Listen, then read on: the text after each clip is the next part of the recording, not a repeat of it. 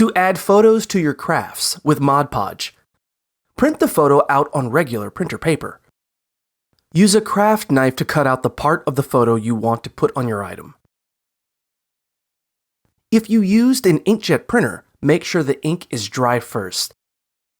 Then coat both sides of the cutout with a clear acrylic sealer. If you used a laser printer, skip this step.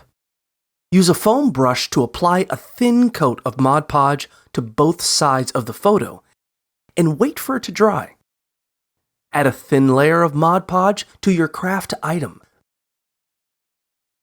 Then press the photo down on top of it, face up.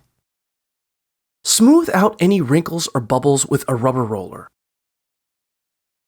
Brush another thin coat of Mod Podge on top of the photo, extending past the edges to help seal it in place. Let it dry for about 30 minutes, then add a second coat.